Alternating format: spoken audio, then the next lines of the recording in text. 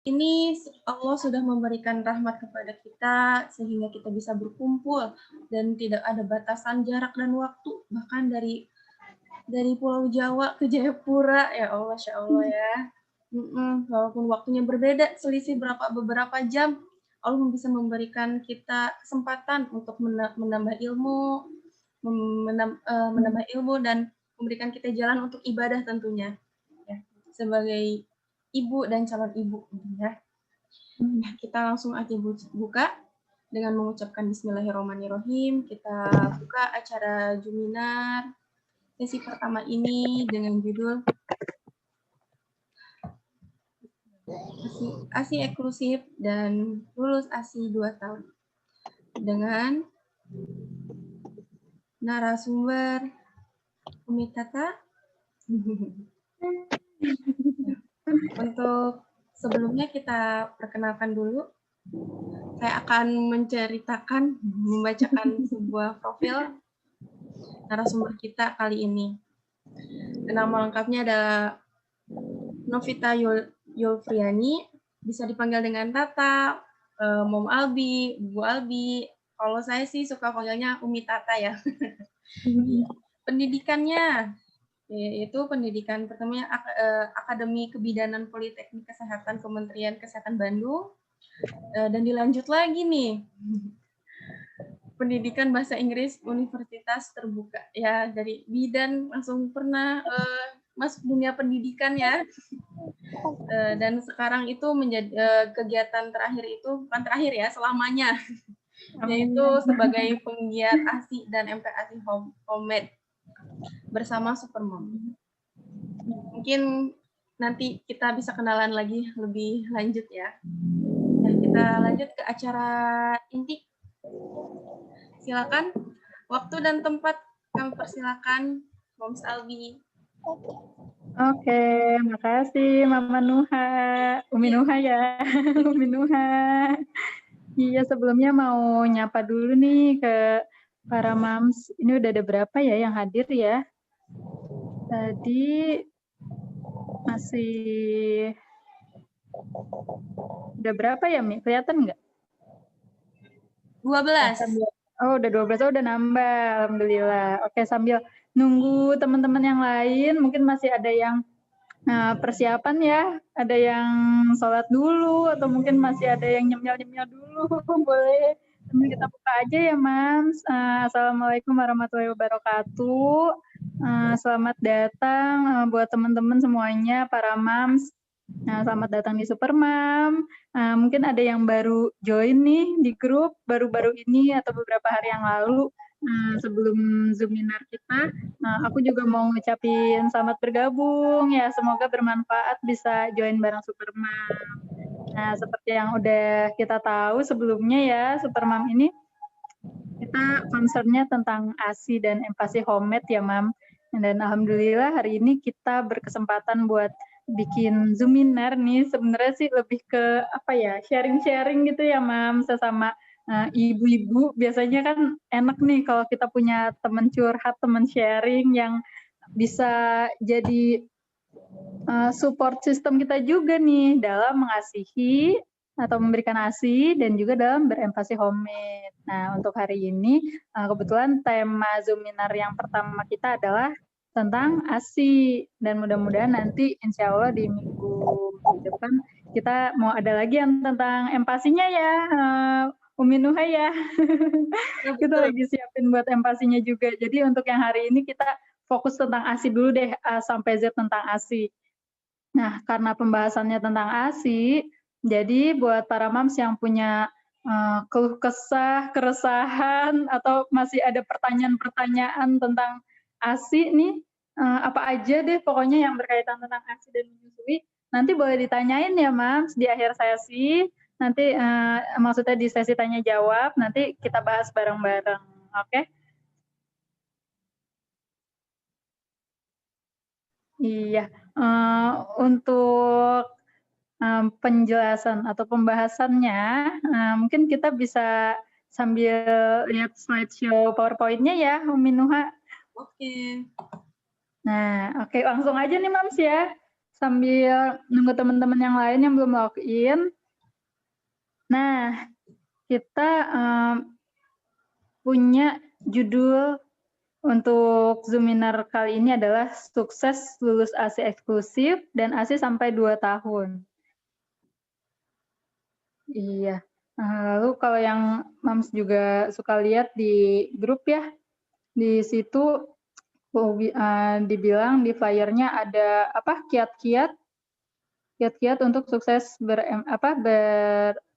memberikan ASI eksklusif. Oh, kiat-kiat menghadapi tantangan menyusui. Nah, itu maksudnya. Ya, jadi sekali lagi nih, diulang lagi. Sukses lulus ASI eksklusif dan ASI sampai 2 tahun, kiat-kiat menghadapi tantangan menyusui. Nah, itu ya yang mau kita bahas hari ini. Oke, langsung aja kita lihat. Nah, yang pertama nih, sebelumnya suara aku jelas ya, Mam ya? Kedengeran ya? Jelas. Jelas ya. Oke, dilanjut nih ya. Oke. Nah, ini yang pertama, mengapa menyusui? Nah, jadi sebelum kita masuk lebih jauh ke proses menyusuinya, aku mau ini dulu nih, Mams, mau membuka kembali wawasan dan pikiran dan hati kita tentang mengapa sih kita nih sebagai ibu harus menyusui gitu. Karena pada kenyataannya, pada fakta di lapangannya, rupanya masih banyak nih Mams, para ibu, apalagi calon ibu mungkin ya, yang masih belum aware, yang masih belum sadar tentang pentingnya menyusui itu apa sih gitu. Kenapa sih ibu harus menyusui, harus berjuang untuk memberikan ASI, sedangkan kan mungkin kalau lihat di TV, di internet segala macam tuh banyak banget iklan-iklan susu-susu yang lain gitu ya. Kenapa kita harus memperjuangkan ASI gitu? Kenapa nggak kasih yang lain aja gitu? Nah, jadi aku mau bahas dulu nih kenapa kita harus menyusui. Nih, yang pertama ini adalah merupakan anjuran agama. Ya, Mam. Jadi menyusui itu seperti yang mungkin Mams juga udah pada tahu ya, di dalam agama Islam sendiri itu ada anjurannya untuk menyusui. Dan seperti yang pernah saya baca, rupanya nggak hanya di agama Islam, tapi juga di agama-agama yang lain juga rupanya ada loh, Mams, bahasan tentang anjuran menyusui. Ya, kalau Mams yang pernah dengar atau pernah baca tentang anjuran menyusui dalam Islam itu bunyinya gimana, Mams? Bagi ibu yang ingin menyempurnakan kegiatan proses penyusuannya, diharap untuk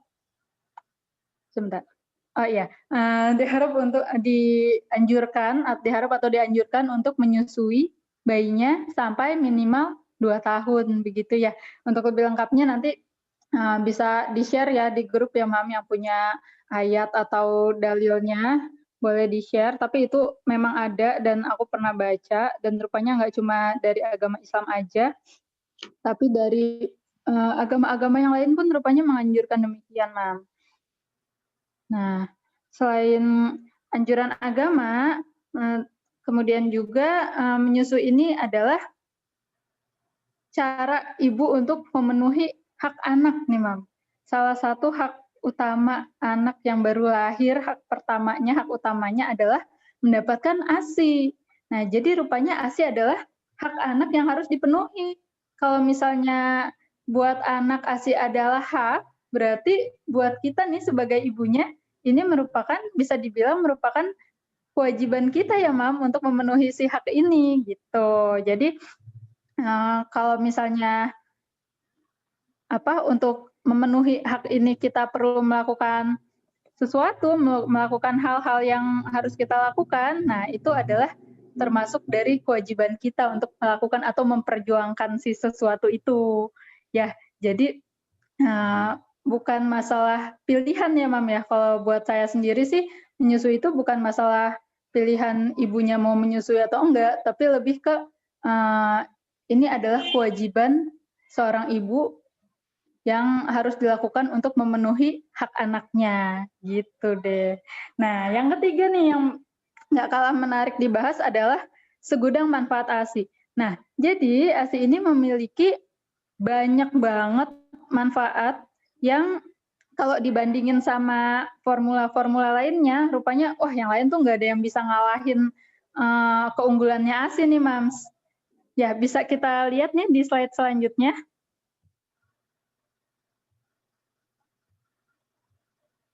Nah, ini adalah perbandingan ASI dengan formula atau mungkin yang lebih sering kita dengar susu formula atau sufor ya, Mam.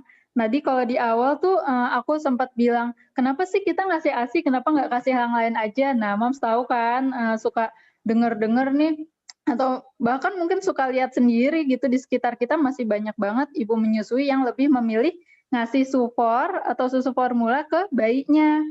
Padahal ibunya ada dan ibunya sehat gitu. Bayinya juga sehat. Nah, kenapa malah dikasih susu formula? Nah, sedangkan nih bisa dilihat ya, Mams, ini adalah perbandingan komposisi yang dimiliki sama ASI dibanding dengan formula. Nih, kalau ASI tuh bisa dilihat kotak-kotaknya ada banyak banget sampai tinggi ya, Mam. Sedangkan yang formula tuh cuma beberapa doang, bisa dihitung. Cuma ada berapa? 1, 2, 3, 4, 5, 6, 7. Cuma ada 7. Iya, cuma ada 7 poin doang yang dimiliki formula. Dibanding sama ASI, ada antibody, ada antivirus, ada anti alergen, dan macam-macam ya. Ya, itu bisa dilihat sendiri ya, Mams ya. Jadi di sini di keterangan fotonya juga ada kata-katanya adalah ASI memberikan semua kebaikan yang bayi butuhkan. Nah, jadi kenapa sih balik lagi yang tadi, kenapa sih harus memberikan ASI? Karena kita nggak perlu yang lain, Mams, gitu. Kita udah bisa mendapatkan semuanya dari ASI. Bayangin nih, ASI punya komposisi yang selengkap ini. Terus gratis pula gitu kan, sedangkan yang satunya kan kita harus beli ya, apalagi merek-merek tertentu harganya wow lumayan ya, Mam. Nah, sedangkan ASI tuh kita bisa dapat gratis langsung dari Sang Maha Kuasa gitu ya, tanpa harus bayar, tanpa harus beli dulu ke warung atau ke mall atau ke manapun, dan bisa dikasih langsung juga. Pemberiannya juga gampang banget, nggak perlu pakai diaduk-aduk dulu, nggak perlu ditambah air dulu, bisa langsung tinggal lep gitu ya, bisa langsung dikasih begitu aja. Nah, jadi dari sisi manfaat sudah jelas nih, sudah terpampang nyata nih, manfaatnya jauh lebih lengkap dan lebih lebih unggul dibanding formula. Lalu dari sisi ekonomi juga sudah jelas, yang ini gratis langsung dari Allah, dari yang Maha Kuasa langsung gitu kan. Terus dari sisi efisiensi waktu, tenaga juga jauh lebih gampang, nggak perlu pakai tambahan air, nggak perlu proses pemanasan, pendinginan, nggak perlu pakai proses apapun yang lainnya itu. Dan juga rupanya dari sisi lingkungan, kesehatan lingkungan juga rupanya ada nih, Mams. Kalau Mams yang kemarin memperhatikan nih, pas lagi bulan menyusui ya, di bulan Agustus kemarin, itu tema World Breastfeeding Week kita adalah menyusui menyelamatkan bumi. Jadi rupanya di samping manfaat yang tadi banyak itu, ada manfaat buat buminya juga sampai-sampai loh, Mams. Karena ASI ini tidak menimbulkan limbah sama sekali, karena tadi nggak ada proses pengemasan, nggak ada proses pengeringan, terus apalagi pemanasan dan sebagainya. Jadi nggak ada sampahnya, nggak ada limbahnya, menghemat air ya kan. Jadi benar-benar deh, Masya Allah nih, manfaatnya ASI dan keunggulannya ASI tuh emang the best banget deh. Ya, bisa lanjut lagi, Mi. Slide-nya, kita lihat slide berikutnya. Nah, ini tentang susu formula. Susu formula itu sebenarnya nih, Mams, selain tadi rupanya dari segi kandungan itu nggak ada apa-apanya ya, Mams, dibandingkan dengan ASI. Nah, rupanya susu formula ini sendiri sebenarnya hanya boleh diberikan pada bayi dengan indikasi medis tertentu nih, Mams. Ya, kita baca dulu sampai habis ya, nanti kita bahas satu-satu nih, poin per poinnya. Nih, yang pertama hanya boleh diberikan pada bayi dengan indikasi medis tertentu. Yang kedua, wajib diberikan atas resep dokter. Dan yang ketiga, wajib diberhentikan penggunaannya jika si bayi sudah sehat. Nah, jadi sufor atau susu formula ini bukan minuman yang bisa dibeli bebas, tapi lebih seperti obat-obatan yang harus digunakan secara bijak, terbatas, dan dalam jangka waktu tertentu saja.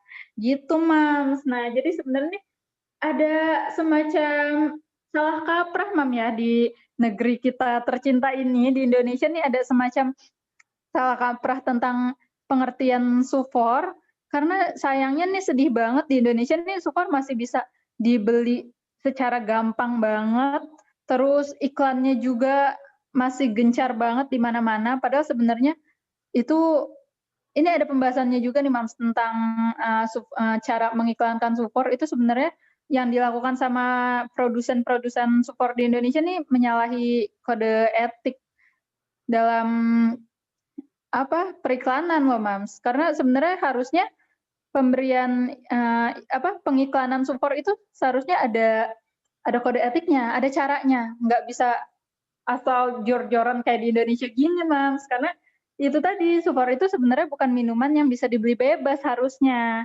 tapi lebih kayak obat. Gimana sih, Mams, kalau kita minum obat ya kan? Kalau kita nggak sakit, boleh nggak kira-kira minum obat? Nggak boleh kan ya? Atau kalau misalnya kita minum obat tapi semau-mau kita aja nih dosisnya, nggak sesuai anjuran dokter. Misalnya kita tiap 1 jam sekali minum obat, kan nggak boleh gitu ya, nggak bisa kayak gitu ya. Tapi ya, tapi harus ada aturannya gitu, harus diberikan sesuai dengan aturan dan anjuran. Nah, jadinya untuk sufor juga harusnya begitu. Untuk bayi-bayi yang sehat harusnya nggak perlu dikasih sufor, Mam, karena sufor hanya diberikan pada bayi dengan indikasi medis tertentu. Dan indikasi medisnya juga itu harus ditegakkan oleh dokter, terutama dokter spesialis anak ya, Mam. Jadi nggak bisa kita sendiri yang ngerasa, aduh kayaknya bayiku sakit deh nih, kayaknya harus dikasih sufor deh. Nggak gitu, ya. Tapi harus diperiksakan ke dokter, dan kalau misalnya dokter bilang, dokternya juga yang pro ASI ya, Mam. Dan kalau misalnya dokternya sudah bilang, oke, ini kondisinya cukup gawat gitu, nggak bisa nih kita kalau dari ASI aja, harus dibantu nih sama sufor. Nah, kalau misalnya emang indikasi medisnya memang bilang begitu, baru deh ini boleh.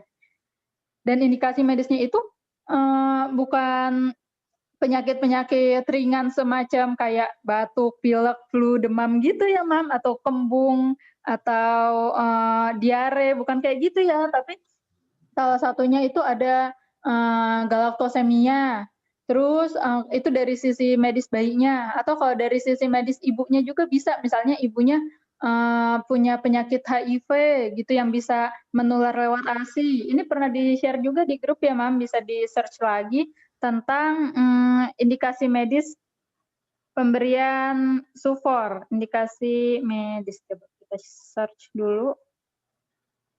Mana ya? Nah, nanti pokoknya Mams bisa sebentar, bisa search deh di grup ya.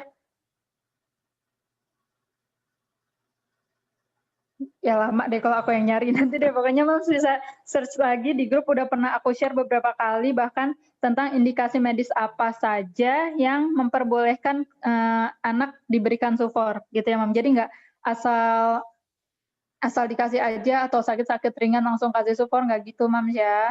Nah, terus yang kedua nih, wajib diberikan atas resep dokter. Nah, ini yang tadi aku bilang ya, Mams, nggak bisa kita sendiri yang menentukan, nggak bisa kita sendiri yang bilang, wah anakku nih harus kasih sufor nih, nggak bisa gitu. Tapi harus konsul dulu ke dokter, dokternya pun harus yang pro ASI, karena sekali lagi nggak semua tenaga kesehatan atau tenaga medis itu sudah pro ASI ya, Mam, sayangnya.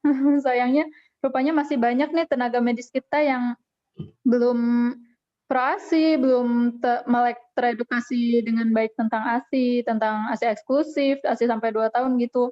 Jadi tenaga medisnya sendiri kadang kalau yang emang belum pro ASI atau belum teredukasi dengan baik, mungkin malah membolehkan gitu, padahal membolehkan untuk dikasih sufor ya, Mam, padahal, sebenarnya kondisi anaknya sendiri dari segi medis masih oke sebenarnya. Nah, jadi, untuk konsultasi ke tenaga medis juga harus, ibu-ibu nih harus benar-benar cermat gitu, harus benar-benar apa ya, diselidiki dulu gitu tempat kita konsul nih bener nggak sih, mereka ini bener-bener pro-ASI atau tidak gitu. Kalau misalnya dokternya pro-ASI atau misalnya konsul ke bidan, misalnya bidannya pro-ASI, pasti mereka akan mengupayakan dulu untuk, dipenuhi dengan ASI, kecuali kalau emang tadi itu kondisi medisnya udah bener-bener berat, udah nggak bisa ditolong lagi dengan ASI saja, nah baru deh pilihan terakhir banget itu baru deh boleh support. Nah yang ketiga, wajib diberhentikan penggunaannya jika si bayi sudah sehat. Nah ini, tadi walaupun misalnya ada kondisi gawat darurat pun yang mengharuskan si anak misalnya dikasih sufor, tapi kalau anaknya sudah sehat, nah harus diberhentikan sufornya. Bayangin Mam, anak yang sehat aja yang anak yang sakit aja maksudnya, anak yang sakit aja yang, mau nggak mau harus dikasih sufor ya karena sakit tadi, karena kondisi medis yang berat tadi, itu kalau sudah sehat, sufornya harus dihentikan loh Mams, gitu ya. Jadi apalagi anak yang sehat gitu kan, apalagi anak yang sehat mah ya jangan dikasih sufor sama sekali, gitu. Jadi sekali lagi, sufor bukan minuman yang bisa seenaknya kita beli bebas, tanpa konsul dulu, tanpa lihat ada indikasi apa di anak kita, nggak bisa kita kasih begitu aja, gitu Mas. Lanjut.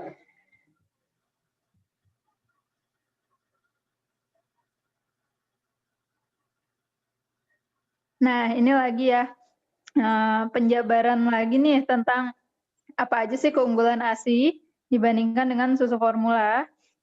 Di sini keunggulan ASI di antaranya nih Mams, ada membantu perkembangan sistem kekebalan tubuh. Nah biasanya anak yang full ASI, antibodinya bakal lebih kuat nih dibandingkan dengan yang, ASI-nya nggak full atau bahkan mungkin nggak dapat ASI sama sekali. Itu biasanya bisa dilihat dari antibodinya. Bukan berarti anak ASI nggak bisa sakit ya, Mams, namanya manusia kan pasti pernah sakit juga itu wajar, tapi biasanya anak ASI walaupun misalnya suatu saat dia sakit, nah itu recovery-nya atau proses penyembuhannya bakal lebih cepat nih, Mams, dibandingkan dengan anak yang nggak ASI atau mungkin ASI tapi, nggak full gitu ya, dicampur sama yang lain, gitu. Jadi kalaupun misalnya dia sakit, bakal lebih cepat sehatnya, lebih cepat sembuhnya. Nah, selanjutnya ada membantu bayi mencerna lemak sehingga bisa diserap dengan baik, lalu mendorong pertumbuhan sel saluran cerna, saluran pernafasan, dan juga sel syaraf. Oh, banyak banget nih Mams ya, bisa sambil dibaca juga. Membantu peningkatan zat besi, melindungi bayi dari bakteri dan virus. Oh iya, si ASI sendiri tuh, dia punya itu Mams, punya mengandung bakteri baik, itu tuh ada di si puting ibunya ya, kan kita kadang suka mikir, kita kalau nyusuin ini, payudaranya bersih nggak ya gitu, putingnya harus dibersihin dulu nggak ya, gitu kan ya. Sebenarnya sih yang penting Mamsnya, rajin mandi, ganti baju, menjaga kebersihan, gitu aja sih sebenarnya udah insya Allah udah aman Mams. Karena justru, eee, bakteri yang ada di puting kita nih, itu sebenarnya bakteri baik yang justru bermanfaat buat bayi loh Mams. Jadi jangan khawatir, "Aduh takutnya nih nggak bersih nih, apa harus dicuci dulu putingnya sebelum menyusui?" Gitu kan. Enggak kok, tenang aja, menyusui nggak seribet itu, penyusui itu proses yang menyenangkan banget. Jadi, emang harusnya kita nikmati banget sih ya. Karena itu tadi, justru yang dari puting aja sebenarnya itu mengandung bakteri baik yang rupanya malah bermanfaat nih Mam buat si baby. Nah, terus ada lagi apalagi nih? Membantu meningkatkan penyerapan zat besi dan sebagainya ya Mams ya, banyak banget deh itu bisa dibaca sampai yang terakhir, ada kandungan DHA dan ARA yang bermanfaat banget untuk perkembangan otak dan mata si bayi. Nah, sedangkan di kandungan susu formula, justru yang kita temukan adalah yang banyak adalah justru bahayanya nih Mams. Ini di sini dari Perkumpulan Perinatologi Indonesia, saya punya data 21 bahaya susu formula. Dan bahkan mungkin di selain 21 ini jangan-jangan ada lagi ya yang lain ya bahayanya ya, kita nggak tahu ya. Nah, tapi yang kita tahu aja nih udah ada 21 nih Mams bahaya SUFOR. Di antaranya ada asma, alergi, infeksi dan sebagainya. Infeksi penyerapan IQ dan daya kognitif anak lebih rendah, lalu ada obesitas, dan yang paling menyakitkan buat Bu Sui sih sebenarnya bahaya SUFOR tuh kalau sampai anaknya keburu kenyang SUFOR karena kebanyakan dikasih SUFOR tuh jadi kenyang duluan sama SUFOR sampai akhirnya bisa nolak ASI gitu Mams. Atau kalau yang udah empasi bisa nolak makan. Jadi kalau misalnya ada Mams yang berpikir, wah anakku kan sayangnya nih di Indonesia nih stigmanya masih banyak anak sehat tuh harus gendut gitu ya Mams. Sayang banget nih padahal ini sebenarnya sekalian aku luruskan ya, ini sebenarnya stigma yang salah nih Mams. Sebenarnya anak sehat nggak harus gendut, nggak wajib gendut, tapi anak sehat adalah anak yang berat badannya naik sesuai dengan grafik kelahirannya di KMS. Nah, nih jadi kalau ibu-ibu atau orang tua yang masih berada di stigma yang salah tadi nih Mams, kebanyakan mikirnya gini, anakku nih biar sehat dia harus gendut dan kalau biar gendut harus aku kasih support gitu. Pernah nggak sih Mams dengar kayak gitu? Atau jangan-jangan pernah disaranin gitu sama tetangga atau siapanya gitu yang bilang, Mams ayo biar anaknya gendut kasih support aja gitu. Pernah nggak? Nah ini gendut. Nah, itu ya Mams ya, kadang sayangnya kadang ada ibu-ibu yang langsung tergiur tanpa cek and recheck dulu nih Mams, tentang kebenarannya seperti apa gitu.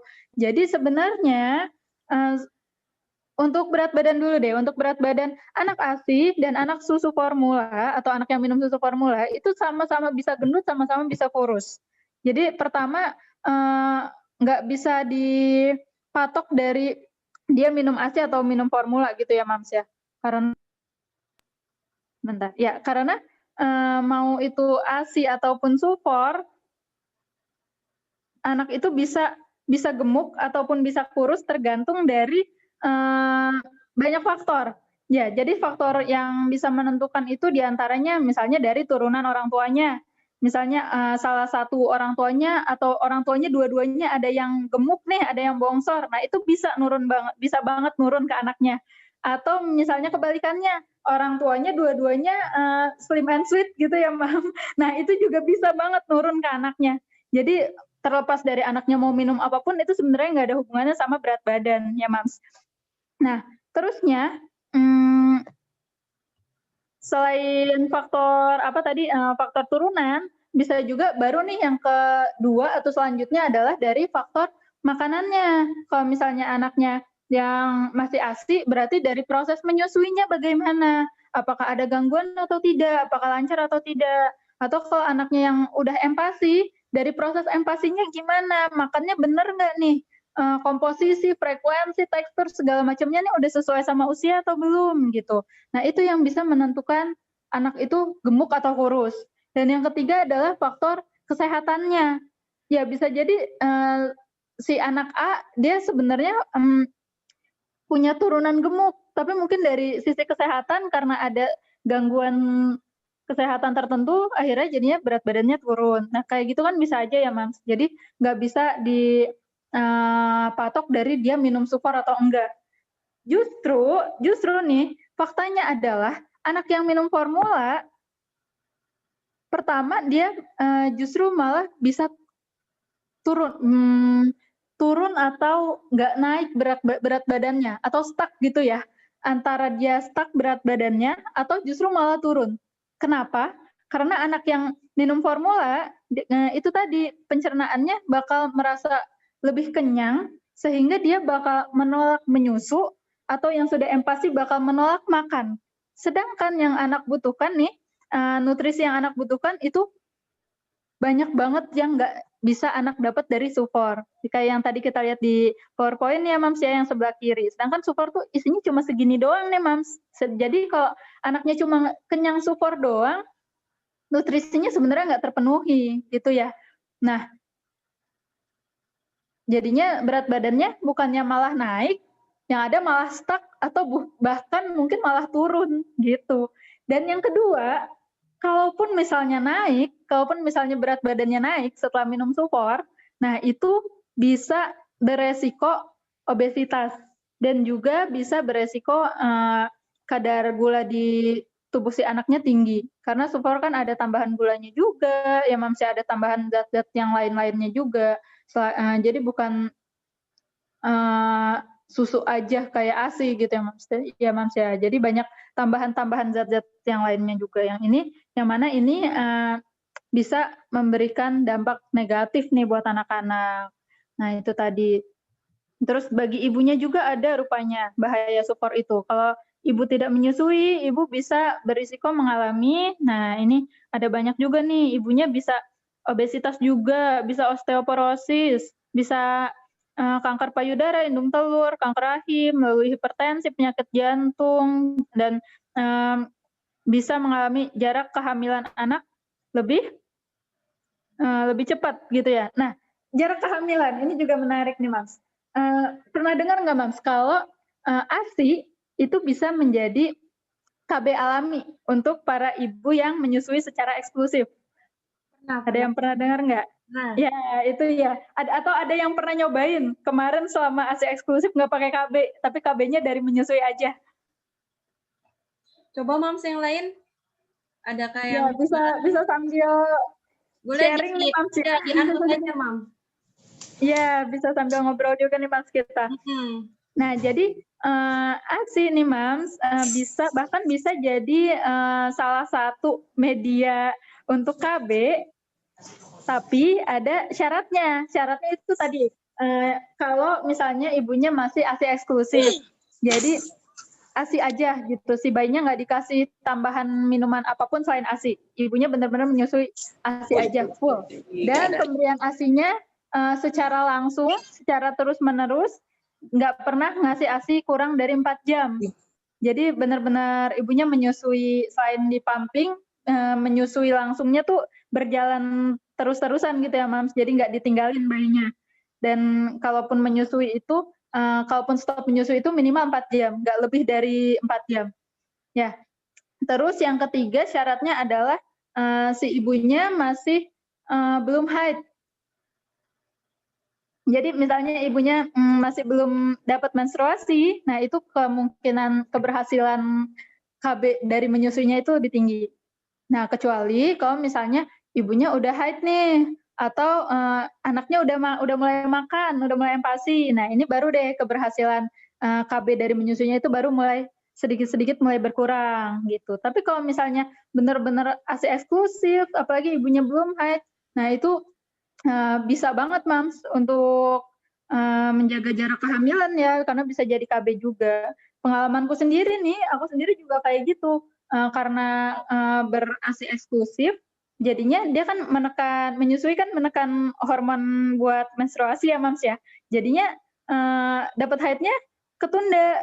Nah, otomatis jadi KB juga gitu. Terus kalau misalnya karena menyusui jadi belum haid, itu juga nggak perlu khawatir ya, Mams, itu nggak masalah kok. Nanti karena biasanya yang ibu yang ngasih ASI eksklusif emang KB-nya bakal ketunda karena hormonnya tertekan sama hormon menyusui tadi. Jadi jangan khawatir, jangan masalah, jangan anggap itu masalah. Aku sendiri juga Albi tuh umur 10 bulan mau ke 11 itu baru haid lagi tuh, Mams, setelah melahirkan. Jadinya bahkan ada yang lebih dari itu kok, ada yang bahkan anaknya udah setahun dulu baru dapat haid lagi, ada. Betul, teman saya juga, Mams Abi ada tuh, hampir mau 1 tahun. Nah gitu, Mams ya, jadinya jangan khawatir lah sama menyusui. Ya lanjut, Mams. Oke. Nah ini, berikan ASI eksklusif selama 6 bulan pertama kehidupan anak, atau hanya memberi ASI saja tanpa tambahan makanan atau minuman apapun selain ASI. Dan setelah 6 bulan, tetap lanjutkan ASI sampai minimal 2 tahun dengan didampingi pemberian empasi rumahan atau empasi homemade bergizi seimbang. Gitu, Mams. Jadi selama 6 bulan pertama kehidupan anak, nggak perlu kasih apa-apa ya, termasuk air putih, termasuk mungkin pernah dengar bayinya diolesin madu, Mams, biar entah biar apa ya, mungkin ada yang pernah dengar biar apa gitu. Nah itu jangan didengerin Mas ya, karena justru itu bisa berbahaya sekali buat pencernaan organ pencernaan si bayinya gitu. Walaupun itu hanya air putih 1 tetes pun sebaiknya ditunda aja dulu deh, nanti sabar Mam, sampai nanti setelah bayinya usia 6 bulan. 6 bulan. Nah, tadi juga ada yang tanya ya, Mam Dita ya, tadi ya yang tanya di grup tentang pemberian empasi tuh kapan sih Mams gitu ya. Nah, ini pemberian empasi itu adalah saat anak usia 6 bulan, pas di ulang bulannya yang ke-6 ya Mam. Jadi bukan setelah 6 bulan lebih, tapi pas di ulang bulan yang ke-6 atau 180 hari setelah kelahirannya. Jadi sebelum 180 hari tetap berikan bayi ASI aja atau ASI eksklusif. ASI eksklusif itu kecuali obat ya Mams. Jadi apapun nggak boleh nih, mau air, mau buah, mau madu, mau apapun kecuali obat, pemberian obat. Misalnya nih di rentang antara 0 sampai 6 bulan, tiba-tiba bayinya sakit dan harus diberi obat. Misalnya sakitnya kondisinya cukup serius ya Mam, sehingga butuh obat, nah itu nggak apa-apa dikasih obat. Tapi untuk diminuminnya juga nggak masalah pakai ASI. Jadi kalau misalnya setelah minum obat mau dikasih minum, kan kita nih orang dewasa biasanya habis minum obat tuh minum ya Mams, minum air putih gitu ya. Kalau bayi nggak perlu kasih air putih, setelah minum obat langsung dinenenin aja, langsung kasih ASI aja. Karena ASI itu tidak seperti susu formula atau susu-susu lainnya nih Mams yang bisa meluruhkan fungsi dari obat itu Nah, sendiri. betul nih, kebanyakan itu yang bilang kalau minum susu itu melunturkan fungsi obat. Kira-kira ASI itu sama nggak sih sama susu yang lain nih, Moms? Nah ini nih Mams yang pertanyaan bagus ya, yang masih jadi bikin dilema gitu buat ibu-ibu. Aduh bayiku habis minum obat, gimana ya? Takutnya mulutnya nggak enak gitu kan, atau takutnya pahit gitu. Apa harus dikasih air putih atau enggak gitu. Nah tenang aja Mams, bisa langsung kasih ASI karena kalau ASI dia nggak akan meluruhkan fungsi si obat itu, nggak akan menghilangkan efek si obat itu. Kalau misalnya susu sapi atau susu formula mungkin iya ya Mams, bisa kalau kita habis minum obat terus minum susu sapi gitu, efek obatnya bisa hilang, jadi kayak percuma gitu minum obatnya. Tapi kalau ASI sih enggak, bisa setelah minum obat langsung nenen gitu, langsung minum ASI itu nggak masalah. Imunisasi juga sama, setelah imunisasi langsung minum ASI, langsung disusui anaknya itu juga sama nggak masalah. Lanjut Mams. Nah ini hindari DOT. Nih untuk para moms mungkin yang working moms atau yang ibunya bekerja di luar rumah ya, mau tetap menyusui, mau tetap memberikan ASI eksklusif, ASI sampai 2 tahun, cuma kadang kan karena pekerjaan tadi mungkin kadang kita nggak bisa stay di rumah bersama si baby terus gitu ya. Kadang kan ada yang namanya pemberian ASIP atau ASI perahan. Nah, untuk pemberian ASIP ini sendiri, untuk para moms yang mungkin kerja di luar rumah, please banget yang memberikan anaknya ASIP, please jangan pakai DOT ya Mam ya, karena dampak negatifnya DOT ini juga banyak banget. 11-12 nih Mam sama Sufor tadi, kalau tadi kita udah bahas dampak negatifnya Sufor, ini ada lagi DOT nih Mams. Itu banyak banget dampak buruknya yang bisa dirasakan sama si bayi dan juga sama mamsnya sendiri kalau kita menggunakan DOT. Di antaranya nih yang paling parah, yang paling bisa bikin sedih ibunya, nih di sini ada DOT dapat menyebabkan bingung puting.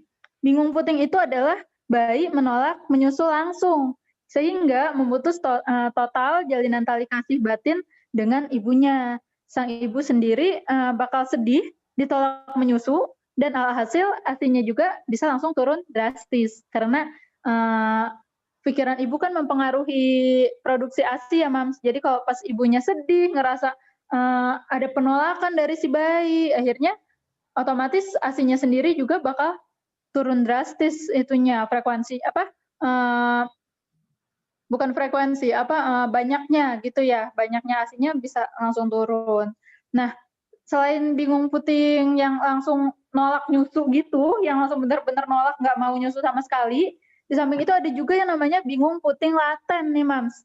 Kalau bingung puting laten itu jadi gini, DOT merusak daya hisap alami bayi sehingga mengakibatkan hisapan terlalu lemah dan tidak sanggup merangsang payudara memproduksi ASI dalam jumlah yang cukup. Nah, jadi gini, bedanya bingung puting sama bingung puting laten adalah kalau bingung puting si bayi itu langsung blek aja nggak mau gitu, nggak mau nyusu sama sekali. Jadi pas disodorin payudara, si bayinya langsung nolak dengan itu entah nangis, entah marah, entah buang muka, entah mingkem gitu, pokoknya nggak mau ngenyot payudara sama sekali. Tapi ada juga nih ibu-ibu yang mungkin merasa, ah enggak kok Mams, aku pakai DOT tapi bayiku masih mau nenen kok gitu. Ya pernah nggak mendengar cerita teman-teman di luar sana yang kayak gitu? Atau mungkin pernah mengalami sendiri? Enggak kok Mams, aku ngasih anakku pakai DOT karena aku kerja gitu misalnya. Tapi setelah aku pulang kerja, anakku masih mau kok nenen sama aku, nggak ada masalah gitu. Nah, mungkin kerasanya nggak masalah ya Mams, tapi sebenarnya si DOT ini nih sudah merusak daya hisap alami bayi. Jadi walaupun misalnya oke, bayinya masih mau nenen di payudara ibu, tapi sebenarnya kekuatan ngenyotnya tuh udah beda antara bayi yang pakai DOT dengan yang nggak pernah pakai DOT sama sekali. Nah, bayi yang pakai DOT, kekuatan daya hisap alaminya itu biasanya bakal menurun atau bakal melemah. Karena kalau kita perhatikan ya, Mams, kalau bayi nih ngenyot puting ibu, ngenyot payudara ibu, itu tuh ada gerakan otot di pipinya yang benar-benar bekerja gitu Mas, buat ngenyot atau nyedot si ASI-nya itu biar keluar. Jadi ada kerjaannya gitu si bayinya. Sedangkan kalau misalnya pakai DOT, itu bayinya cuma cukup gerak dikit aja pipinya, itu ASI-nya bisa langsung keluar. Jadi istilahnya bayinya tuh nggak terlalu kerja keras banget, ASI tuh bisa langsung keluar dari DOT gitu kan. Nah, jadinya lama-lama bayinya tuh bisa keenakan gitu, Mams. Jadi, wah nggak perlu ngenyot kenceng-kenceng, rupanya udah keluar kok nih gitu. Jadinya nanti pas begitu dikasih payudara, dia bakal melakukan hal yang sama dengan yang dia lakukan dengan pas ngenyot pakai DOT gitu. Sedangkan pas di payudara, dia ngenyot kayak gitu, ASI-nya nggak keluar gitu kan. Ataupun misalnya pun keluarnya pasti bakal beda sama ngenyot yang kenceng gitu, yang dilakukan sama bayi yang nggak pernah pakai DOT gitu. Jadi daya hisapnya itu bakal berkurang gitu, Mas. Sedangkan kalau misalnya daya hisap bayinya berkurang, otomatis si ASI-nya juga pasti bakal lebih sedikit juga yang keluarnya. Dan masih banyak lagi dampak negatif dari DOT yang lainnya. Kalau misalnya Mas mau search juga nih di grup, itu juga udah beberapa kali di-share, atau mau cari googling dari mana gitu, pasti udah banyak deh yang ngejelasin tentang dampak negatif DOT. Silakan bisa dilihat lagi ya Mas ya. Ya, lanjut. Nah, ini produksi ASI ditentukan oleh kerja dua hormon.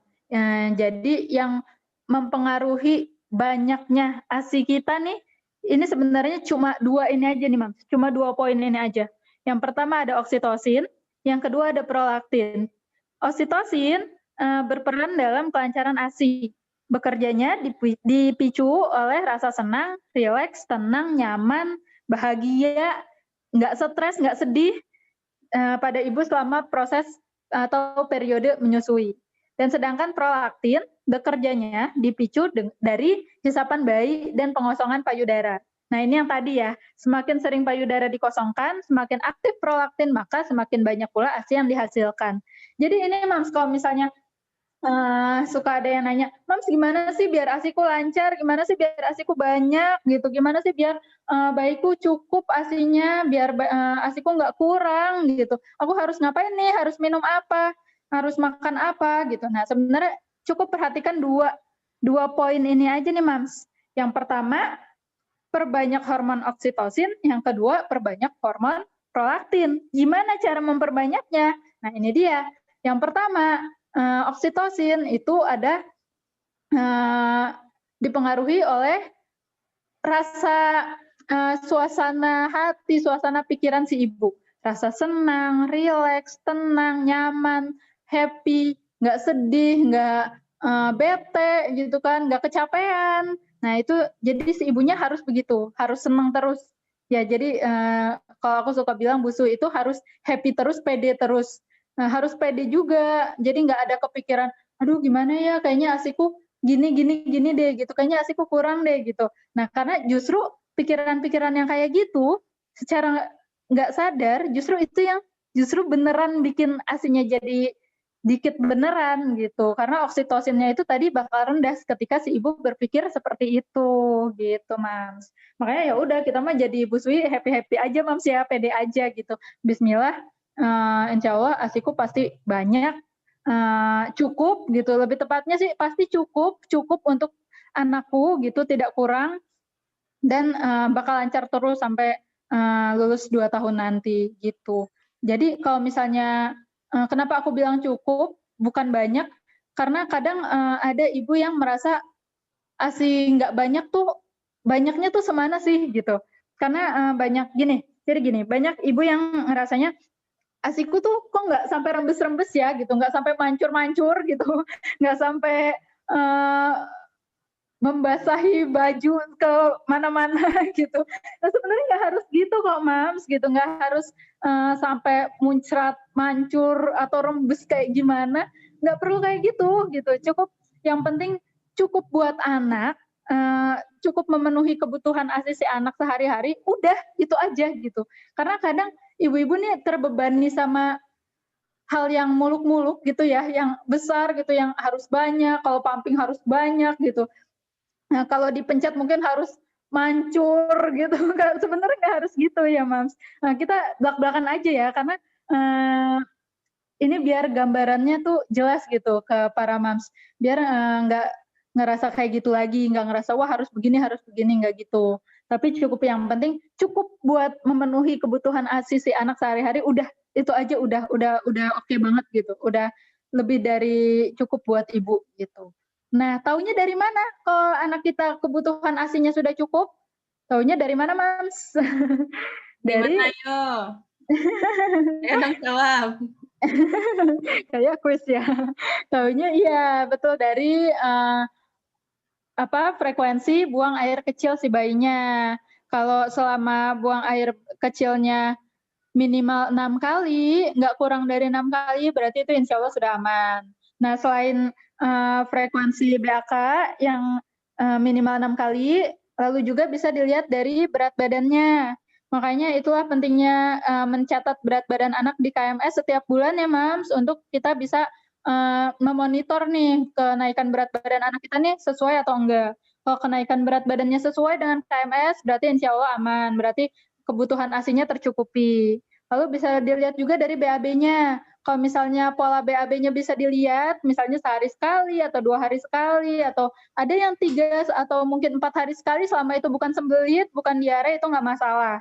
Ya, kalau pola BAB-nya bisa diamati, bisa dilihat, berarti itu insya Allah kebutuhan ASI-nya tercukupi, aman, lancar ya. Jadi nggak usah takut, nggak usah khawatir kalau ASI-nya sedikit gitu. Pede aja, happy aja, bahagia, pikirin yang seneng-seneng, jangan kecapean, jangan negative thinking gitu. Nah, lalu yang kedua adalah hormon prolaktin. Yang tadi nih dipicu dari hisapan bayi. Jadi semakin sering bayinya disusui, maka akan semakin lancar pula ASI-nya. Nah, makanya kalau balik lagi ke pertanyaan para moms nih, kadang suka ada yang nanya, "Moms harus nyusuin itu harus berapa jam sekali ya?" gitu, atau berapa menit sekali, atau berapa kali sekali lah gitu. Nah, itu sebenarnya kita nyusuin tuh nggak perlu lihat jam ya, Moms, nggak perlu di waktu, nggak perlu di jeda, nggak perlu dihitung-hitungin. Pokoknya sebanyak, sesering apapun si bayinya mau, ya udah kasih aja gitu. Kalau misalnya bayinya kelihatannya nggak nyaman, udah miring-miring gitu, biasanya mulutnya mangap-mangap gitu kan, atau tangannya terbuka gitu, itu biasanya tanda-tanda bayinya lapar, langsung aja nenenin, nggak usah mikir, perasaan tadi baru sejam yang lalu habis nyusu deh, kok dia minta nyusu lagi ya gitu, nggak usah khawatir kayak gitu, karena justru semakin sering bayi disusui itu akan semakin lancar ASINya keluar gitu. Di samping menyusui langsung bisa juga sambil dipumping, Mam, sambil dipompa. Apalagi kalau misalnya Mamsnya kerja gitu tadi, kerja di luar rumah gitu ya, bisa sambil dipompa. Nah, nanti hasil pompanya bisa disimpan di botol kaca atau di kantong plastik khusus ASIP. Nah, nanti itu bisa disimpan sebagai ASI perah atau ASIP. Nah, gitu. Bisa lanjut, Mams?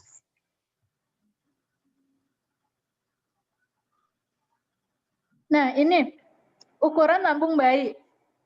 Nih, terutama untuk para ibu yang baru melahirkan ya, untuk atau sekarang untuk bumil-bumil nih yang lagi menunggu waktu melahirkan. Nah, ini biasanya salah satu keresahan ibu menyusui adalah merasa itu tadi karena salah kaprah, merasa ASI itu harus banyak gitu, harus mancur-mancur banyak.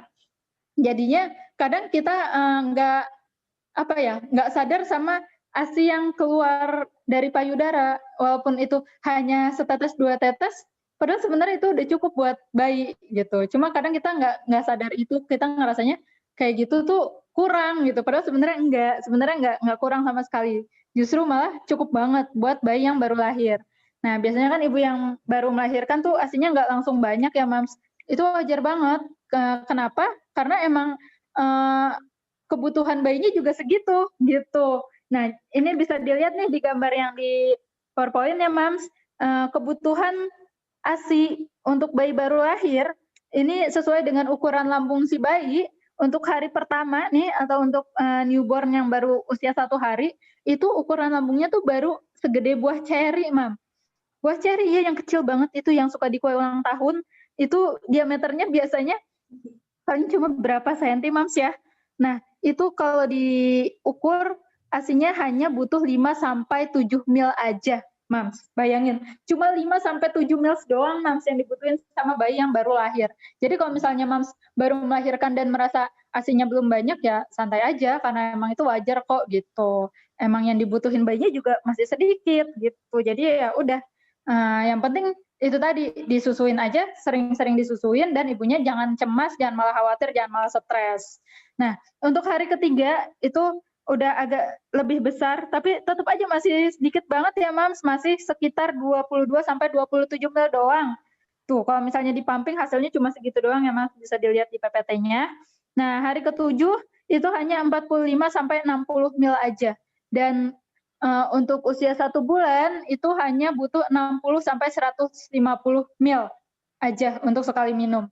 Jadinya untuk para moms nggak usah khawatir karena bayi akan menyusu sesuai dengan kebutuhannya.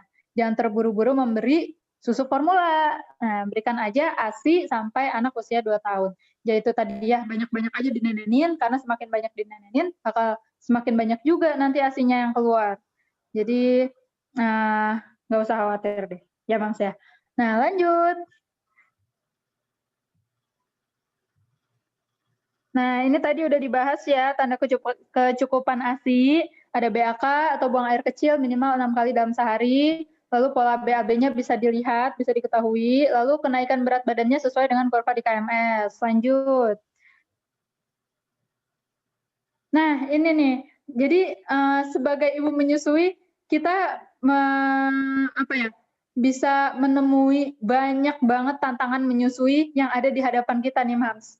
Entah itu dari kondisi medis, atau kondisi psikologis, ataupun yang lain-lainnya. Misalnya kondisi medis tuh kayak tadi ya, misalnya yang tadi si anaknya ada kondisi medis tertentu, nah itu yang harus didiskusikan dengan dokter, harus gimana. Atau misalnya ada kondisi medis di rongga mulut anak yang bisa menyebabkan menghambat proses menyusui, itu juga ada. Mungkin Mams ada yang pernah dengar tentang tongue tie atau lip tie. Nah, itu salah satu kondisi medis yang bisa menghambat menyusui. Nah, terus dari kondisi psikologisnya juga nih, biasanya ibu-ibu yang baru lahiran kan emang karena hormon ya, Mams, itu emang lebih baper ya, lebih sensitif gitu. Lebih sensitif banget loh ibu yang menyusui itu, apalagi yang emang baru melahirkan. Nah, jadi ini kondisi psikologis ibunya memang harus dijaga banget. entah itu Betul. dari ibunya sendiri ataupun dari suami dan keluarga. Ya, lalu kondisi-kondisi kayak misalnya bayinya suka gigit, mungkin misalnya baru tumbuh gigi, jadinya suka gigit-gigit gitu saat menyusu, atau bayinya menolak menyusu, misalnya bingung puting karena tadi misalnya ada yang sempat karena belum tahu gitu kan, karena belum tahu jadinya ngasih ASIP-nya pakai dot, terus akhirnya bayinya bingput, bingung puting. Nah, itu bisa jadi tantangan juga. Atau posisi dan pelakatan menyusuinya masih belum pas gitu. Kan menyusui itu nggak cuma anaknya yang baru belajar nyusu ya, tapi ibunya juga belajar menyusui juga gitu. Gimana sih posisi yang bener tuh kayak gimana gitu, yang nyaman, yang enak, yang biar ASI-nya bisa disedot secara maksimal oleh si bayi, itu kayak gimana. Terus ibu yang menyusui dan bekerja di luar rumah, itu tadi yang harus pakai ASIP itu ya Mams, gimana, apakah harus power pumping atau harus bagaimana, itu nanti kita bahas secara lebih lanjut, lebih dalam gitu. Nah, terus bagaimana cara menghadapi mitos-mitos seputar menyusui. Nah, itu misalnya yang mungkin biasanya ini yang suka banyak mitosnya orang tua kita ya, Mams ya, para ibu-ibu kita atau kakak-kakak, tante-tante, bibi-bibi dan Para leluhur. uwa-uwanya. Ya, gitu ya, Mams ya. Biasanya nih suka banyak banget nih mitos-mitos unik dan menarik gitu yang disampaikan ke kita gitu. Nah, diharap untuk jangan dilahap mentah-mentah ya, Mams. Bisa kita cari dulu nih kebenarannya seperti apa gitu. Apakah itu hanya mitos atau justru mitosnya itu sebenarnya jangan dijalanin gitu, merugikan, atau masih ada manfaatnya, masih boleh lah gitu kita adaptasi, atau bagaimana, atau justru harus kita hindari sama sekali. Nah, itu nanti kita bahas lagi lebih jauh ya, Mams.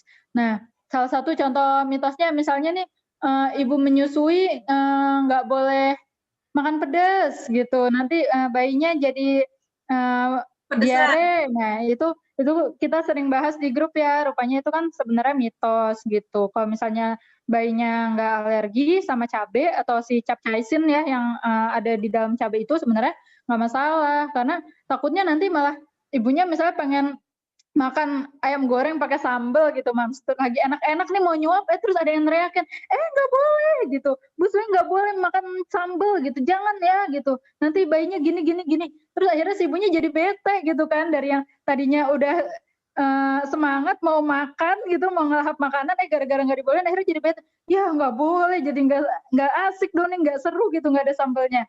Nah akhirnya gara-gara bete yang ada malah tadi ASI-nya bisa bisa surut ya, Mam, ya, karena tadi itu ada hormon yang bisa terpengaruh kalau ibunya punya pikiran-pikiran negatif atau pikiran yang nggak baik. Nah, terusnya atau mitosnya ibu menyusui nggak boleh tidur siang gitu, nanti bisa begini-begini. Nah, itu juga rupanya kan mitos ya, Mams, karena justru ibu menyusui itu butuh istirahat banget ya, Mams. Kalau misalnya emang anaknya lagi tidur, terus ibunya juga nggak harus melakukan pekerjaan apapun, ya nggak ada salahnya buat istirahat juga gitu kan, daripada nanti ibunya malah kecapean, malah sakit, yang ada nanti hormon menyusuinya tadi malah turun juga, jadinya nanti ASI-nya malah Iya. berkurang juga. Iya, karena ibunya kecapean, karena ibunya apalagi kalau sampai sakit gitu kan, nanti bisa malah berkurang ASI-nya. Ya. Nah, terus ada lagi dukungan nih, Mams, dukungan suami, keluarga, dan orang sekitar. Nah, ini yang nggak kalah penting banget nih. Salah satu tantangan menyusui yang harus kita hadapi banget ya, Mams, adalah mendapatkan dukungan dari suami dan keluarga, juga orang sekitar kita bahkan. Nah, karena bahkan ada yang bilang nih, Mams, kalau keberhasilan menyusui itu 50%-nya itu bisa didapatkan di saat si suami itu mendukung si ibu untuk menyusui.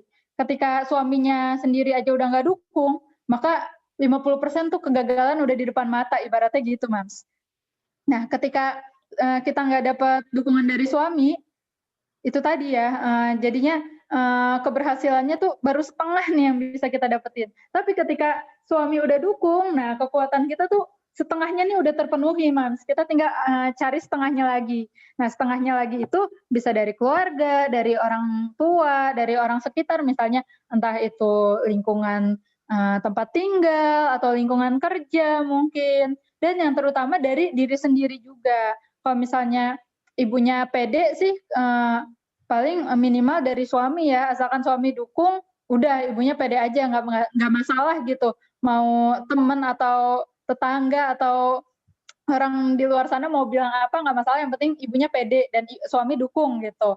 Tapi kalau misalnya ada juga kan ibu-ibu yang kalau misalnya ada dukungan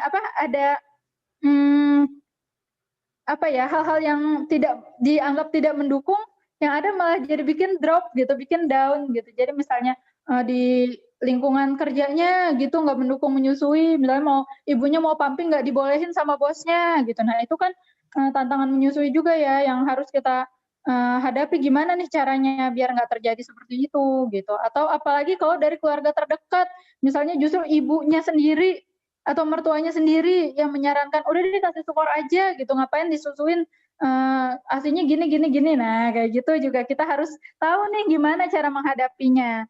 Dan yang utama itu tadi suami, kalau misalnya suami udah dukung mah ya minimal itulah udah enak lah ya.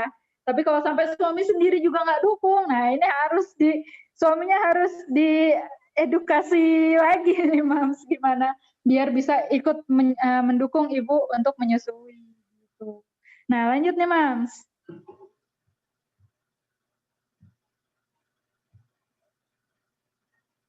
Nah ini, jika bertemu tantangan menyusui, apa nih yang harus kita lakukan? Tadi tuh berbagai macam tantangan menyusui yang tadi tuh yang banyak banget itu, dan itu baru diantaranya aja ya Mams, masih banyak banget yang lainnya yang nggak bisa disebutin satu persatu karena waktu juga ya, kita keterbatasan waktu juga.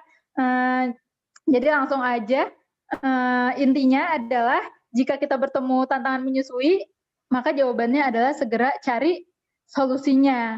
Ya, cari solusinya. Kalau misalnya tadi nggak dapat dukungan, nah berarti solusinya gimana? Harus dibicarakan baik-baik, harus diajak untuk ngobrol-ngobrol lagi tentang ASI, gimana manfaatnya dan sebagainya. Kalau misalnya tantangannya adalah secara medis, ya berarti silakan ke dokter, entah itu spesialis anak atau ada kondisi medis apa, silakan datangi dokter yang sesuai dengan kondisi medisnya. Bisa dicari solusinya seperti apa. Atau misalnya tantangan menyusuinya tadi ada bayinya bingung puting gitu. Silakan cari solusinya relaksasi. Gimana relaksasi yang benar itu harus ngapain aja. Jika perlu datangi konselor menyusui gitu, atau datangi bidan atau dokter yang pro ASI, minta diajarin gimana nih Mam caranya untuk bisa relaksasi atau caranya biar si bayi bisa menyusu kembali, dan seterusnya semuanya deh, pokoknya semua tantangan menyusui yang kita hadapi harus segera kita cari solusinya. Jadi jangan nyerah ke yaudahlah karena susah nih nyusuin, yaudahlah nggak usah nyusuin lagi, atau yaudahlah syukur aja atau apa gitu. Jangan kayak gitu ya Mams ya. Aku pernah dengar katanya pantang bagi seorang ibu menyusui untuk mudah menyerah gitu Mams. Jadi kita harus segera cari solusi sampai ketemu, sampai terpecahkan gitu. Lanjut Mams. Nah ini ya Mams, menjadi super Mams itu pertama harus membentengi diri dengan ilmu dan iman, lalu harus aktif responsif terhadap kondisi yang ada, dan yang ketiga adalah harus percaya akan kemampuan diri sendiri. Nah itu tadi, bentengi diri dengan ilmu dan iman. Ya, seperti yang kita bahas tadi, tantangan menyusui itu banyak banget. Kalau kita nggak tahu ilmunya, kita mungkin bakal dengan mudah aja bakal menyerah gitu Mas. Karena kita nggak tahu nih ilmunya untuk solusinya, untuk menghadapi tantangan yang seperti ini nih harus ngapain gitu. Bisa aja kita bakal nyerah aja kan Mas, kalau nggak tahu harus ngapain gitu. Makanya kita harus cari ilmu terus, salah satunya bisa lewat Supermam, dan di luar sana juga banyak ya, bisa dari website, bisa dari ketemu langsung sama sumber-sumbernya mungkin, dengan misal mendatangi konselor laktasi, ke dokter anak, dan sebagainya. Yang penting kita harus tahu ilmu yang kita dapat itu sumbernya dari mana. Nah itu, harus cari dari sumber yang terpercaya. Karena zaman sekarang kan ilmu tentang ASI dan menyusui itu banyak banget ya Mams, bisa datang dari mana aja. Sebenarnya nggak cuma tentang menyusui sih, semua ilmu tentang apa aja tuh sekarang kita bisa dapatin dengan mudah banget ya Mams. Sayangnya, dengan banyaknya ilmu yang ada, kita juga kadang nggak tahu nih, yang benar yang mana gitu, yang beneran benar tuh yang mana. Kadang rupanya di lapangan tuh ada ilmu-ilmu yang rupanya sebenarnya menyesatkan gitu. Jadi harus tahu banget nih ilmu yang kita dapat itu sumbernya dari mana? Apakah udah dari misalnya dari WHO atau dari IDAI? Kalau di Supermam sih insya Allah WHO dan IDAI terus ya Mams, nggak dari yang katanya-katanya dari cenah-cenah nggak gitu. Jadi insya Allah bisa terpercaya ya. Nah terus selain itu juga harus dibentengi dengan iman. Kalau kitanya percaya dengan kekuasaan Allah gitu, dengan kekuasaan Tuhan, insya Allah pasti kitanya sendiri juga bakal pede. Dan terus tadi aktif responsif juga dengan keadaan. Ada tantangan langsung cari solusinya apa, nggak didiemin, nggak malah jadi down sendiri dan menyerah gitu ya Mams. Dan kemudian harus percaya sama kemampuan diri sendiri itu tadi ya, salah satunya tuh pede atau kekuatan pikiran tuh emang apa ya, jadi faktor yang menentukan banget deh. Kalau ibunya sendiri udah nggak pede, udah nggak percaya sama kemampuan tubuhnya sendiri, ya susah gitu ya Mams. Tapi kalau ibunya percaya, bisa menyusui dengan keras kepala gitu, bisa menyusui dengan ngotot, insya Allah pasti kalaupun ada tantangan menyusui, bisa dilalui dengan baik gitu Mams. Ya, nah, terima kasih Mam sudah mendengarkan penjelasan tentang menyusui, walaupun sebenarnya aduh waktunya kurang banget ya, kalau mau dibahas satu-satu tuh masih banyak banget sebenarnya yang bisa kita kupas. Cuma mungkin nanti kalau mudah-mudahan ada waktu kita bisa kupas satu persatu nih detail-detail tantangan menyusuinya, tapi secara keseluruhan gambarannya seperti yang tadi ya Mam, yang tadi sudah aku sampaikan. Nah, sekarang aku kembalikan nih ke Umi Nuha buat acara kita selanjutnya. Silakan diarahkan. Terima kasih. Iya, sama-sama. Umi Tata, terima kasih atas ilmunya kepada narasumber kita yang sudah mengedukasi kita tentunya ya. Semoga menjadi amal jariah ya bagi Amin. narasumber dan bagi kita yang sudah mendapatkan ilmu yang sudah kita dapatkan di Zoominar kali ini. Mari kita mengedukasi teman-teman dan sanak saudara kita yang masih belum sadar gitu kan betapa pentingnya itu ASI gitu kan. Dan insya Allah kita juga mendapatkan pahala ya, amal jariah juga ketika kita memberikan ilmu lagi ke orang lain gitu ya. Dan sebenarnya apa namanya, untuk kita penggiat ASI itu melatih rasa syukur ya, rasa syukur dan rasa berhusnuzon kepada Allah gitu ya, supaya kita lebih berbaik sangka lagi gitu kan. Ternyata nih Mams, tantangan dan cobaan itu ya Masya Allah. Kadang ada yang bilang kayak gini, air mata itu lebih banyak menetes daripada ASI gitu kan. Para iya. Karena betapa ibadah ini tuh sangat besar pahalanya. Suatu ibadah yang besar itu pasti tantangannya banyak. Dan jangan salah juga, setiap tantangan dan cobaan itu jika kita melaluinya itu tentu ada pahalanya ya. Semoga kita diberikan kekuatan, diberi kesehatan, diberi motivasi, dukungan-dukungan dari sanak keluarga, khususnya suami dan lingkungan, supaya kita bisa memenuhi hak anak dan memenuhi kewajiban kita sebagai ibu ya dan calon ibu ya. Amin ya robbal alamin. Nah, untuk selanjutnya belum ada pertanyaan nih, mungkin pertanyaannya nanti kali ya, Mams, berudul di grup kali ya. Langsung aja kali apa ya yang mau nanya bisa lambai-lambai. Ya, silakan untuk memberi kode-kode. Boleh di chat, ya, boleh langsung di unmute silakan kepada Umu Amar, Umi Siti, Bunda Risma, Umi Pupu, silakan. Iya, buat para Mams yang mungkin mau nanya atau mau sharing juga boleh ya. Boleh ya. Yang mau sharing, mau cerita pengalaman menyusuinya mungkin, atau ada pertanyaan-pertanyaan yang masih mengganjal di hati gitu kan, yang mau ditanyakan silakan boleh lambaikan tangan ke kamera ya. Boleh dadah-dadah. Nanti kita dengarkan bersama-sama.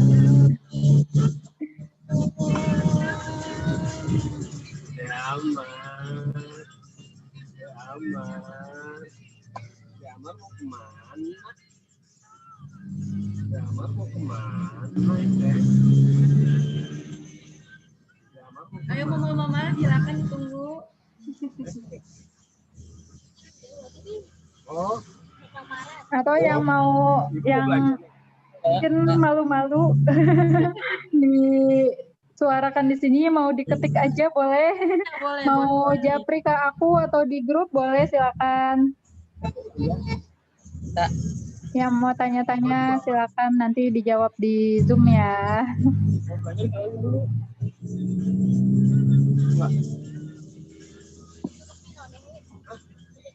Oh, ini ada satu nih Mhm. dari Mams Arya. Oke, Ini apa mau tuh? tanya, kalau asupan makan ibu ke ASI berpengaruh nggak? Nah, oke. Langsung jawab aja ya sambil nunggu yang lain. Nah, oke. Untuk makanan. Nah, ini sebenarnya pernah dibahas juga nih di grup. Para mas mungkin ada yang masih ingat beberapa kali aku sempat sampaikan di grup juga kalau makanan yang dikonsumsi sama Bu Sui itu sama sekali nggak mempengaruhi komposisi ASI dan juga nggak mempengaruhi produksi ASI. Ya, jadi pertama komposisinya itu nggak masalah. Jadi setelah melahirkan tuh sebenarnya sih lebih bebas ya buat ibu untuk mau makan apa aja tuh sebenarnya lebih bebas. Karena beda nih Mams antara saat kita lagi hamil dengan saat kita sudah melahirkan. Kalau lagi hamil mungkin memang efek makanan yang kita makan tuh bisa langsung masuk ke bayi. Karena saat si bayi atau janin ya, janinnya tuh waktu masih dalam perut kan dia makannya cuma dapat dari apa yang mengalir dari plasenta nih. Ya, jadi ibunya makan apa, itu bakal mengalir lewat plasenta lalu diserap sama si bayi. Jadi kalau saat ibunya masih hamil itu benar, makan mempengaruhi bayi, itu benar. Tapi setelah melahirkan, kan plasentanya juga lahir terus lepas nih. Jadi udah nggak nyambung lagi nih antara makanan ibu dengan makanan bayi. Si bayi dapat makanannya udah dapat sendiri, udah nggak dari plasenta ibunya lagi. Jadinya apa yang diminum bayi atau dimakan bayi itu adalah yang diserap oleh si bayi. Nah, kalau bayinya ASI eksklusif, ya berarti yang dimakan sama atau diminum sama bayinya ya itu aja kandungan-kandungan yang ada di dalam ASI tadi yang tadi kita udah lihat. Nah, untuk kualitasnya gimana? Nah, ini sama sekali tidak terpengaruh oleh apa yang dimakan oleh ibunya. Makanya kampanye menyusui ini nggak pandang bulu ya Mams ya, nggak membedakan status ekonomi, status sosial, entah ibunya itu dari kelas kelas atas, bawah, tengah manapun itu harus tetap menyusui. Ibunya mau tinggal di manapun tetap menyusui. Ibunya mau makan apapun nggak ada masalah, boleh tetap menyusui. Ibaratnya ibunya yang makan cuma nasi sama sayur doang, dengan ibunya yang makan nasi, sayur, daging, dan sebagainya, itu sama aja. ASINya sama-sama berkualitas, sama-sama bagus. Ya, paling bedanya adalah makanan sehat yang dimakan ibu, itu lebih ke buat kesehatan si ibunya sendiri. Ya, jadi bukannya berarti, oh ya udah nggak masalah, berarti ibunya mau makan apa aja, nggak ngaruh ke ASI. Itu benar, tapi bukan berarti karena nggak ngaruh ke ASI, jadi kita asal aja makannya. Kan yang dikhawatirkan kalau kita makan yang asal, nanti kondisi kesehatan juga jadi terganggu ya, Mams. Nah, ini yang kita nggak mau. Makanya ibu menyusui itu disarankan untuk tetap jaga makan yang sehat gitu, yang bagus, pola makannya yang teratur. Tapi itu lebih ke biar si ibunya sehat gitu aja sih, bukannya biar ASINya gimana-gimana. Nah, jadinya kalau ibunya sehat kan proses menyusuinya sendiri juga jadi lancar, ASINya juga jadi lancar gitu. Tapi kalau kandungan dari ASINya sendiri sih nggak ngaruh sama sekali. Ibunya mau makan apa aja nggak ngaruh. Kecuali kalau ada alergi ya. Misalnya tadi tuh yang cabai, misalnya si bayinya tuh punya alergi cabai, nah itu bisa pas si bayinya nyusu, terus ibunya habis makan cabai, bayinya bisa kelihatannya misalnya jadi diare. Salah satu tanda alergi itu kan kalau nggak diare atau nggak muncul merah-merah ya entah itu bentol atau beruntus-beruntus merah-merah kayak gitu. Nah, atau muntah, muntah juga bisa salah satu tanda alergi. Nah, kalau misalnya ada alergi itu bisa. Karena alergi kan itu zat-zat tertentu aja yang masuk ke ASI ya. Tapi kalau untuk kualitas ASI-nya sih enggak, sama sekali enggak terpengaruh. Jadi ibunya makan apapun, kualitas ASI akan selalu baik, akan selalu bagus dan yang paling bagus. Nah, terus untuk apa banyaknya ASI juga nggak ngaruh. Jadi kalau misalnya ada yang bilang ibu menyusui harus makan ini, makan itu biar ASI-nya banyak. Nah, itu balik lagi ke yang tadi 2 poin yang tadi kita udah bahas itu, Mams. Kalau misalnya ibunya happy dan ibunya sering menyusui, sering dinenenin terus, bayinya sebenarnya nggak makan gitu-gituan juga, insya Allah bakal lancar aja ASI-nya. Yang ada justru kalau misalnya nih disuruh banyak makan katuk misalnya, padahal sebenarnya si ibunya nggak suka katuk. Yang ada pas makan katuk malah jadi stres karena tertekan gitu kan, aduh harus makan katuk sebanyak ini gimana nih, yang ada malah enak, malah pusing, malah sedih, malah bete, yang ada justru malah kebalikannya, jadi malah drop ASI-nya gitu. Jadi kalau berhubungan sama ASI booster ya Mams, kan sekarang banyak tuh produk-produk yang katanya mengklaim bisa memperbanyak ya, bisa memperbanyak ASI. Nah, itu sebenarnya nggak juga sih kalau ibunya stres, mau itu makan ASI booster sebanyak apapun, mau beli yang merek semahal apapun, kalau ibunya stres, nggak happy, dan nggak sering nenenin anak, ya nggak akan ngaruh juga ASI boosternya gitu. Tapi lebih balik ke pikirannya aja. Kalau misalnya pas minum ASI booster tapi ibunya sambil senang gitu, sambil dinenenin terus anaknya, nah itu baru bisa bekerja. Dan itu pun bukan pure karena ASI boosternya, tapi lebih ke karena si pikiran ibunya itu tadi gitu, Mas. Albi ada pertanyaan lagi nih dari Mams Gina, Umi Hilya nih kayaknya ya. Jika bayi sudah kenyang menyusu, adakah tips menahan ASI bocor? Nah, biasanya terutama untuk yang bayinya masih kecil ya, Mams, yang masih apalagi baru lahir, sampai ke 3 bulan, 4 bulan, bahkan aku tuh berapa bulan ya, Albi kayaknya sampai 6 bulan tuh masih suka rembes gitu. Nah, itu gimana nih? Kan kadang kita nggak nyaman ya, apalagi kalau yang harus berkegiatan di luar rumah gitu, kadang sampai ke baju tuh rembes-rembes gitu kan kelihatannya juga nggak enak ya, Mams.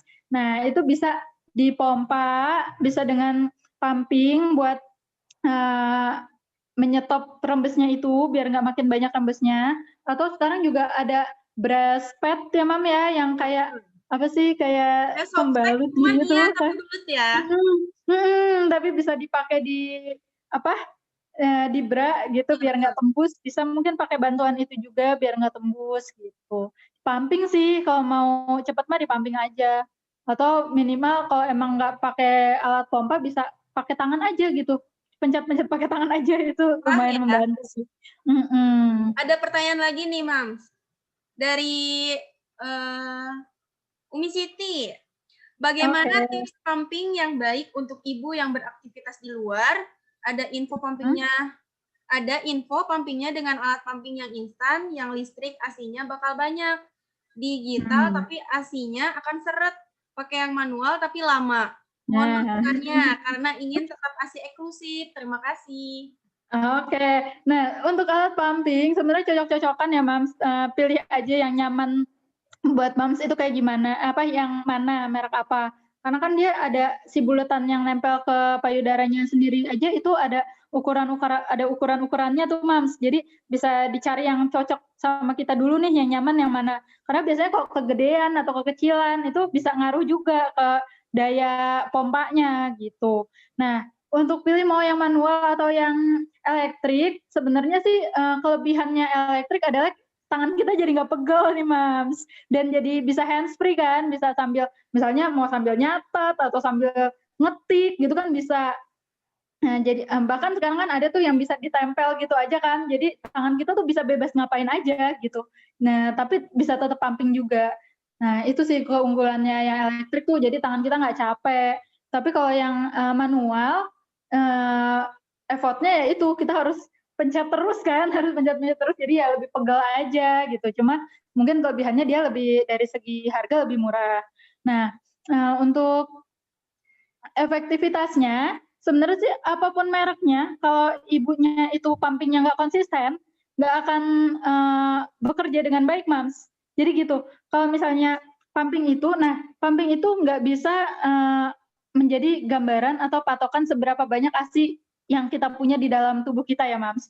Jadi waktu beberapa hari yang lalu juga sempat ada yang nanya kan ya, "Mams, aku pas pumping kok hasilnya dikit banget, berarti ASIku dikit ya?" gitu. Nah, itu nggak benar ya, Mams.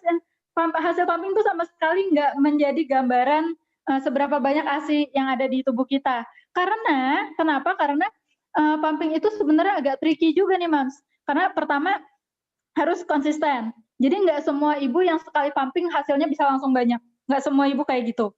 Ada ibu yang harus konsisten, misalnya 2 jam sekali pumping terus selama seharian, baru akhirnya nanti hari kedua baru banyak. Ada bahkan yang harus beberapa hari dulu rutin terus, misalnya setiap 4 jam sekali pumping dalam 1 hari full gitu. Terus nanti hari kedua coba lagi, di hari kedua baru banyak, atau mungkin di hari ketiga baru banyak. Jadi harus konsisten. Yang pertama kuncinya harus konsis sama jadwal pumpingnya. Kalau masalah jadwalnya harus setiap jam berapa aja, itu sih disesuaikan sama jadwalnya para moms aja ya. Misalnya moms, misalnya di kantor ada waktu istirahatnya tiap jam 9, ya berarti misalkan pumping jam 9, misalnya jam 9 sampai setengah 10 misalnya pumping. Nah, terusnya nanti pumping lagi misalnya jam 12, pas biasanya kan ada isoma ya kan. Nah, nanti pumping lagi. Terus sekali lagi pumping sebelum pulang, misalnya sebelum pulang ke rumah. Nah, itu bisa. Yang penting jadwalnya harus konsisten. Misalnya jam 9, jam 12, jam 4 sore, ya udah jam segitu aja terus. Dan berapapun hasilnya harus tetap di pompa gitu. Nanti lama-lama semakin banyak. Dan yang kedua, saat pompa itu harus dalam suasana hati yang benar-benar rileks. Beneran deh, kalau nggak rileks nggak akan banyak. Kalau misalnya kitanya sambil capek atau sambil was-was atau sambil kepikiran, aduh gimana nih banyak nggak ya gitu, itu pasti hasilnya bakal seret justru. Jadi benar-benar harus menemukan let down refleks secara sendiri gitu, Mams. Nah, let down refleks itu adalah refleks yang bisa bikin ASI keluar. Di saat bayi ngenyot payudara langsung, si LDR ini, si let down refleks ini bakal keluar dengan sendirinya. Itulah ajaibnya kekuatan isapan bayi ya, Mams. Tanpa ibunya ngapa-ngapain, bayinya ngenyot aja, blek, selesai, udah itu LDR bakal keluar dengan sendirinya. Tapi ketika kita pakai alat nih, pakai alat pompa, si LDR ini harus kita ciptakan sendiri nih, harus kita ciptakan sendiri dengan pikiran kita. Nah, itu tadi kitanya harus bayangin yang senang-senang, harus rileks. Malah mungkin ada beberapa moms yang pumping tuh harus sambil rebahan gitu, harus sambil nyemil, harus sambil atau mungkin dengerin murotal atau dengerin apa gitu yang bikin suasana hati tuh bener-bener tenang banget gitu, baru deh bisa lancar hasil pumpingnya. Nah, terusnya kalau misalnya sekali 2 kali belum banyak, jangan khawatir karena emang bener-bener pumping tuh harus perjuangan banget ya, Mams, harus itu tadi konsisten sama waktu sama jadwal. Dan kalau mau banyak, mungkin bisa dicoba banyakin pumping di malam hari. Biasanya tuh karena di malam hari tuh produksi ASI emang lebih tinggi, hormon yang memproduksi ASI itu lebih tinggi, jadi produksi ASI-nya sendiri juga lebih banyak, lebih meningkat. Kalau mau ngejar stok ASI banyak tuh bisa dikebut di malam hari sampai ke subuh. Biasanya sampai ke jam-jam 4, jam 5 tuh masih banyak. Nah, nanti begitu pagi dia bakal mulai turun sendirinya. Turun dengan sendirinya. Jadi kalau mau dibanyakin tuh pas jam 12, jam 1 gitu kan, jam 3, jam 5 ya itu harus bangun buat pumping gitu. Nah, kalau misalnya ngerasa, ya Mam capek dong berarti ibunya harus bangun-bangun pompa gitu kan.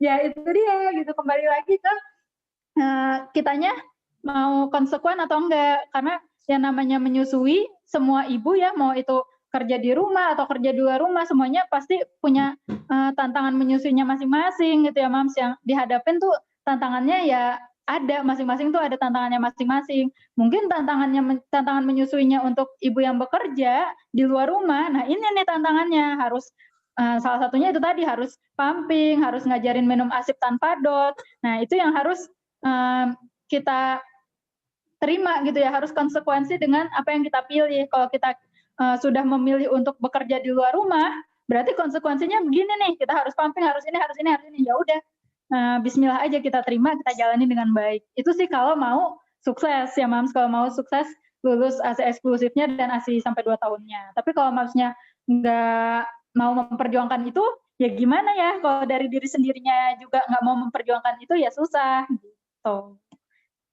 Ada lagi Mams? Sepertinya sudah deh. Ini dari ini nih Mams, di aku ada yang masuk nih Mams. Coba apa tuh? Di WhatsApp aku dari Mam Nurul. Pertanyaannya, aku kan kerja dari jam 8 pagi sampai jam 2 siang. Nah, berarti kan ada jeda nyusuin. Katanya susu pertama harus dibuang dulu, terus diputar-putar dulu neneknya sebelum nyusuin. Benar nggak nih, Mams? Nah, ini dari Mama Nurul, makasih pertanyaannya. Nah, kita bahas ya. Nah, jadi sebenarnya itu mitos sih, Mams ya. Nggak ada, selama ASI masih ada di dalam payudara, nggak ada yang namanya ASI basi, ASI jelek, ASI nggak bagus, ASI nggak enak, ASI asem, atau sebagainya. Pokoknya ASI yang jelek lah gitu, itu tuh nggak ada. Selama ASI itu masih ada dari dalam tubuh kita, itu pasti sehat, pasti bagus, pasti bersih, pasti jadi yang terbaik buat anak. Jadi nggak perlu diapa-apain. Aku juga pernah dengar katanya kalau ibunya habis pergi, ya habis jalan di luar rumah, misalnya habis bepergian gitu, maksudnya habis bepergian dalam waktu yang lama, terus pulang ke rumah tuh katanya nggak boleh langsung nenenin, nanti anaknya masuk angin. Aku pernah dengar tuh yang kayak gitu, Mams. Itu mitos ya. Nggak masalah, langsung aja. Yang penting sih ibunya mandi, ganti baju yang bersih, udah gitu aja. Nggak perlu harus dibuang-buang ASInya. Gitu. Terus ada lagi nih dari ibunya Amar, dari Mam Alin. Ya, dari Mam Alin nih. Amarnya ada berapa ya? Di sini ada beberapa Amar nih di grup kita. Ini dari Amar yang Mam Alin. Pertanyaannya adalah, Assalamualaikum, Waalaikumsalam, Mam.